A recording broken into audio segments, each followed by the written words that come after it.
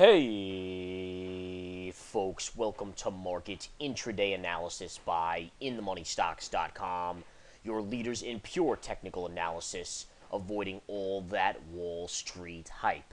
This video is for Monday, August 13th, 2012. My name is Gareth Soloway, Chief Market Strategist at InTheMoneyStocks.com. All right, folks, taking a look at the market here.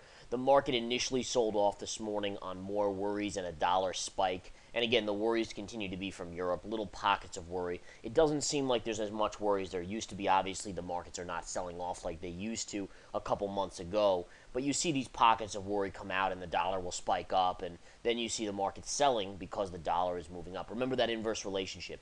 Anytime the dollar moves up, markets will move down. And then ultimately what ends up happening, the volume is just almost negligible today. We almost have no volume in this market. And the markets then float up towards the afternoon session. That is happening exactly today. If you look at Friday's action, same thing.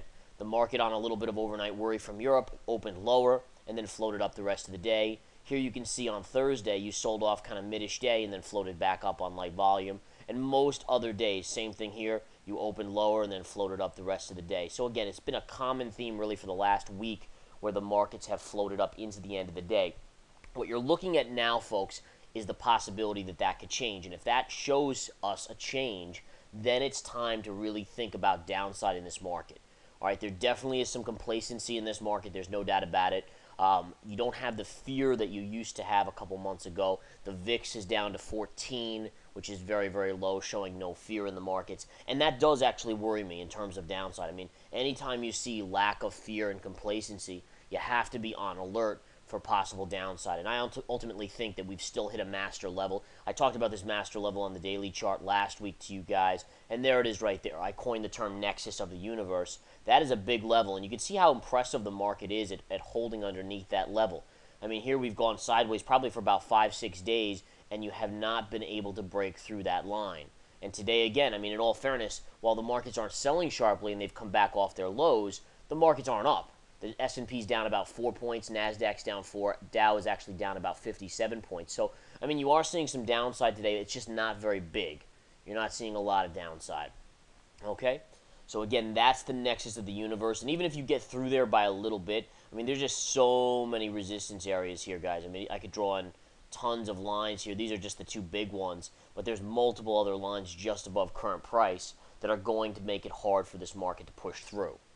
All right, and that's ultimately why I'm looking at accumulating some key positions. I'm not going to reveal them here, obviously, since this is the free video.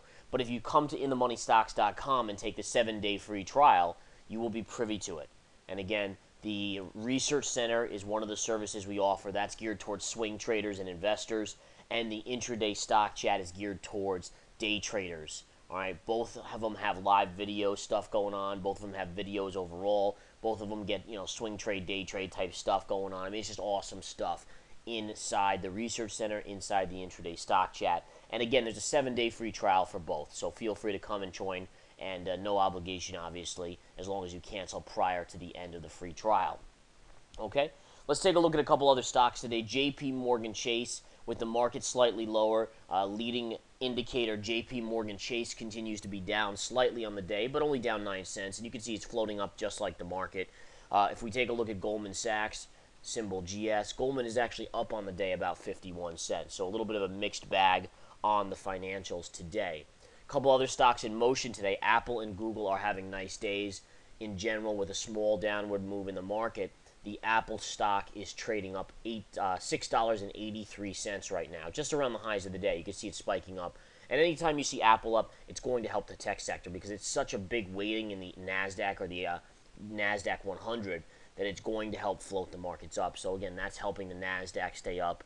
And if we look at Google also, GOOG, look at that, up 15 bucks on the day. And Google actually is coming into some very intriguing levels on the daily chart. Take a look at this move up. So what I'm looking at here is a great little level on Google that you're basically kissing now. All right, you have I think the exact level is 659 if I have correctly here, right around 658 and a half, 659. That is a major double top right there. It's second only to the double top from January, which would be about the 670 level. But again, Google, very nice level right here. This should be resistance here. And then if you get through there eventually, you're looking at a double top on the GOOG chart. So those two tech stocks are really leading the day. Amazon's up 50 cents, but that's no big deal. The other stocks that are up or down that are leaders, you have Chevron and Exxon both lower, mainly because we do see the USO down slightly on the day. The USO is down about 23 cents. Not a big move, but you can see it's been a pretty choppy trade on oil today. You had the big sell-off early, big comeback, and then reversal again. And that is ultimately, keeping pressure on Exxon and Chevron, which are both Dow components. So before I mentioned that the Dow was down about 55 points or so, 57 points, really leading the markets. I mean, that's the biggest downward move in the markets on the indexes. And a majority of that can be seen in Chevron and Exxon. Even JPM is a component in the Dow Jones Industrial Average. And even certain stocks like CMI, Cummins here, and that's down about $1, even though that's come back off the lows. There's a lot of Dow components today that are showing weakness. Walmart is still down about 27 cents, another stock in the Dow Jones Industrial Average. So, again, folks, in any case, bottom line is this. If we go back to the SPY and just take a gander here, let's take a look exactly what's the ending result here before I end this video.